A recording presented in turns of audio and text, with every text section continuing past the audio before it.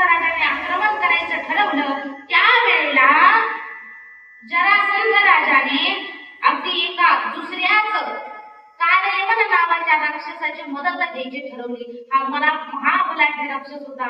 त्याला वाटलं याच्या मदतीने तरी आपण श्रीकृष्ण परमात्म्याला हरवू. पण याला घेतल्यानंतर भगवंताने बलराम दादाला सांगितलं, दादा तुम्ही इथे सांभाळा, याचं काय करायचं मी पाहतो. आणि मग भगवान श्रीकृष्ण परमात्मा कालयवन जिकडून येत होता त्याच्या समोर गेले आणि पळू लागले.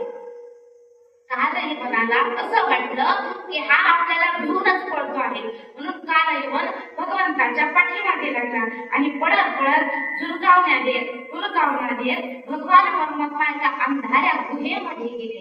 आणि त्या अंधाऱ्या गुहेमध्ये गेल्याच्या नंतर एका बाजूला कोपऱ्यामध्ये झाले, आपल्या अंगावरचा जो शिला होता तो काढला आणि त्या ठिकाणी एक गृहस्थ झोपलेला होता त्याच्या अंगावरती टाकला. आता हा कालयवन भगवंताला शोधत शोधत त्या ठिकाणी आला. तो झोपलेला गृहस्थ पाहिला. त्याला वाटलं हा कृष्णच आहे, दमून खूप पळून पळून दमला आणि इथं झोपला आहे, म्हणून त्याला हलवलं आणि सांगितलं, ए कृष्णा उठ, तुला युद्धासाठी मी निमंत्रण देत आहे, युद्धासाठी तुला आमंत्रित करत आहे, उठ आणि माझ्यासोबत युद्ध कर.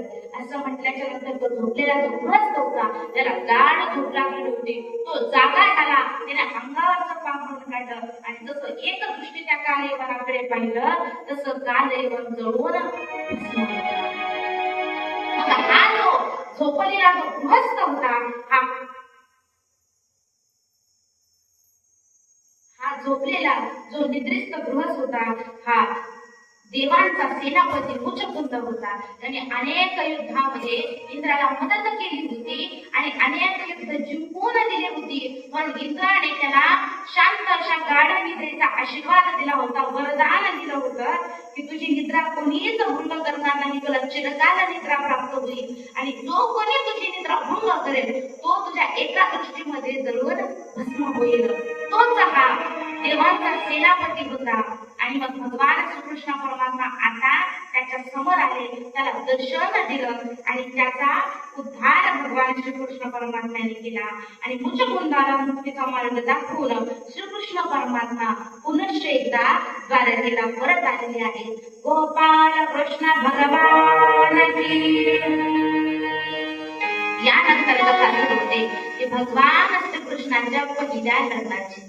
विदर्भ देशाचा जो राजा आहे राजा भीष्मक, या भीष्मकाला 5 पुत्र आणि 1 कन्या. मोठ्या पुत्राचं नाव रुक्मी आणि पुत्रीचं नाव रुक्मिणी असं होतं. आणि मग राजा भीष्मकाला असं वाटायचं की आपल्या मुलीचं लग्न कृष्णाशीच व्हावं, पण रुक्मीला कृष्ण अजिबात आवडत नव्हता, म्हणून रुक्मिणीचं लग्न शिशुपालाशी लावण्याचं ठरवलं. नवे ते फिक्स सुद्धा झालं, लग्न पक्क झालं. आणि मग लग्न ठरवल्याच्या नंतर रुक्मिणीला वाईट वाटलं की आपल्याला तर भगवंत परमात्म्याशी लग्न करायचं आहे, शिशुपालाचे लग्न करायचं नाही. काय करावं चिंताक्रांत रुक्मिणी असताना एक दिवस सुदेव ब्राह्मण रुक्मिणीकडे आला. रुक्मिणीनं सांगितलं, आपली आशा व्यक्त केली आणि माझं एक काम करा, माझे पत्र भगवान परमात्म्याकडे येऊन द्या, फक्त इतकी इच्छा माझी पूर्ण करा. सुदेव ब्राह्मणाने रुक्मिणीकडून ते पत्र घेतलं आणि ते पत्र घेऊन द्वारकेला भगवंताकडे गेले. द्वारका नगरीमध्ये गेल्यानंतर द्वारपालाने श्रीकृष्ण परमात्म्याला सांगितलं की कोणीतरी वृद्ध ब्राह्मण तुमच्या भेटीच्या आश्रमात आला आहे, त्याला आज बोलवलं. भगवान श्रीकृष्ण परमात्म्याने जमलेल्या त्या सुदेव ब्राह्मणाला घेतलं, त्याची सेवा केली, गोड आदरातिथ्य केलं. भगवंताची ती सेवा घेऊन आदरातिथ्य घेऊन अगदी शांत समाधानी झालेला तो सुदेव ब्राह्मण आता भगवंताला येण्याचं कारण सांगतो की भीष्मक देशाची जी मुलगी आहे रुक्मिणी, तिचं पत्र मी तुमच्यासाठी घेऊन आलेलो आहे.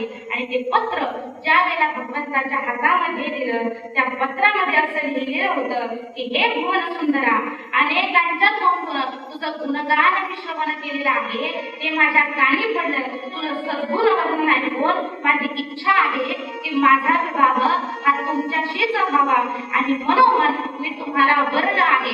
सदैव तुमचं चिंतन करून करून माझं पाप नष्ट झालेलं आहे.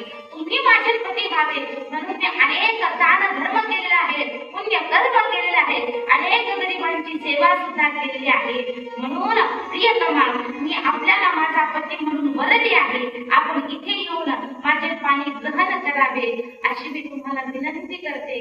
असं पत्र रुक्मिणीने देवाला लिहिलेलं आहे आणि पत्राच्या शेवटी असं लिहिले आहे, जर तुम्ही आला नाहीत तर मी माझा प्राण त्याग करेन आणि पुन्हा जन्मोजन्मी जन्म घेऊन तुमचीच वाट पाहिल. आणि जर तुम्ही माझ्या पत्रास स्वीकृती देणार असाल तर आमच्या इथल्या नियमानुसार लग्नाच्या अगोदरच्या दिवशी पार्वतीच्या मंदिरामध्ये, गावाच्या बाहेर जे मंदिर आहे तिथे लग्नाची मुलगी दर्शनासाठी जाते.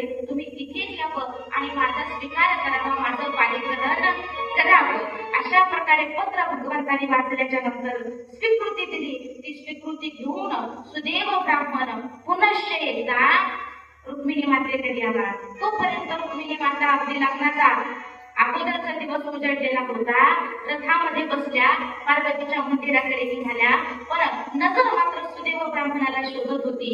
जसं सुदैव ब्राह्मणाला पाहिलं आणि त्या ब्राह्मणाने रुक्मिणीकडे पाहून स्मित हास्य केलं, तसं रुक्मिणीच्या लक्षात आलं की आपलं काम पूर्ण झालेलं आहे. आणि मग रुक्मिणी आनंदाने पार्वतीच्या मंदिरामध्ये गेलेली आहे. इकडे रुक्मी आणि शिशुपाल यांना श्रीकृष्ण परमात्मा येणार आहे याची खबर पोहोचली आणि त्यांनी कडेकोट बंदोबस्त लावला. कितीतरी शिपाई तैनात केले की कोणीही रुक्मिणी जवळ येऊ नये म्हणून अनेक प्रकारे बंदोबस्त केलेला आहे. मग रुक्मिणी माता ह्या मंदिरामध्ये गेलेले आहेत. पार्वती मातेची पूजा अर्चना केली, विनंती केली की भगवान श्रीकृष्ण परमात्म्या सोबतच माझा विवाह व्हावा, अन्यथा माझा विवाह होऊ नये. आणि अशी प्रार्थना करून रुक्मिणी माता बाहेर येणार. तोपर्यंत आतापर्यंत सगळे सावध आहेत, काय चाललंय प्रत्येकाला कळतंय, पण आता अगदी क्षणार्धात डोळ्याची पापणी लवते ना लवते तितक्या धावत एक रथ आला. त्या रथातून कोणीतरी रुक्मिणीचा हात पकडला, रथामध्ये घेतलं आणि तो रथ निघून गेला. आणि डोळ्यांना फक्त काय दिसत होतं तर त्या रथाच्या, त्या घोड्याच्या पायाला उधळणारी जी धूळ आहे, फक्त ती धूळ दिसत होती. कोणाला काहीच समजलं नाही नेमकं झालं काय. आणि मग तेव्हा सगळ्यांच्या लक्षात आलं की कृष्णाने रुक्मिणीला पळून नेलं. आता मात्र सगळेजण घाबरले, पळत सुटले. कुठे? कृष्णाच्या मागे. आणि सगळे मागे धावत असताना रुक्मी, शिशुपाल सगळे मागे धावत आहेत. पळत असताना मध्ये रुक्मिणीला अडवलं, रुक्मीला अडवलं. त्या रुक्मीचा बलरामदासाने त्या रुक्मीसोबत युद्ध केलं, त्याची आरती मिशी कापली आणि त्याचा अपमान करून त्याच ठिकाणी त्याला ठेवलं. आणि भगवान श्रीकृष्ण आणि परमात्मा आणि रुक्मिणी माता दोघे जण द्वारकेला आलेले आहेत. आता श्रीकृष्ण परमात्मा नम्रपणे आदरातिथ्य आणि सुखावलेला असा श्रीकृष्ण परमात्मा की जो रुक्मिणीच्या त्या शब्दांनी, त्या कौतुकाने अगदी आनंदित झालेला होता, समाधानी झालेला होता. आणि त्याच श्रीकृष्ण परमात्म्याने रुक्मिणीचा स्वीकार केलेला आहे. आणि रुक्मिणीचा जो अपमान बलराम दादाने केला, तो अपमान म्हणजे मेल्यापेक्षा सुद्धा जास्त आहे. मेल्या एक तर मारलं तरी बरं असा अपमान त्या रुक्मिणीचा केला. आणि त्यानंतर प्रतिज्ञा पूर्ण न करू शकल्याने, कारण रुक्मिणीनं प्रतिज्ञा केली होती, शिशुपालाला सांगितलं होतं की कृष्णाचा वध करेल आणि रुक्मिणीला घेऊन येईल, पण त्याला ते जमलं नाही. म्हणून त्याने भोजकट नावाची एक नवीन नगरी बसवली आणि तिथेच तो रुक्मी राहू लागला. आता इथून पुढची कथा म्हणजे भगवान श्रीकृष्ण परमात्मा रुक्मिणी मातेला घेऊन द्वारकेला आले. बलराम दादा सुद्धा मागोमाग आले आणि तिथे आल्याच्या नंतर माधवपुरात दाखल झाल्याच्या नंतर त्या ठिकाणी भीष्मक राजा सुद्धा आला. आणि तो आनंदामध्ये होता की ज्या मुलासोबत, वरासोबत आपल्या मुलीचा विवाह व्हावा अशी इच्छा होती ना, ती इच्छा पूर्ण होणार आहे. या गोष्टीचा आनंदी असणारा भीष्मक राजा आता भगवान श्रीकृष्ण परमात्मा आणि रुक्मिणी यांच्या विवाहाची तयारी करत आहे. आणि तोच विवाह सोहळा आपण या ठिकाणी अनुभवणार आहोत, लक्षात घ्या. आणि तो विवाह सोहळा कधी पार पडला तर त्याची जी तिथी आहे ती श्री शुकदेवजी महाराज वर्णन करतात की मार्गशीर्ष महिन्यातील पंचमीच्या दिवशी श्रीकृष्ण भगवान परमात्मा आणि रुक्मिणी मातेचा विवाह संपन्न झालेला आहे. गोपाल कृष्ण भगवान की. चला, भगवान श्रीकृष्ण परमात्मा आणि रुक्मिणी माता आपल्याला विवाह सोहळा लवकर पार पाडायचा आहे. लवकर मंडपामध्ये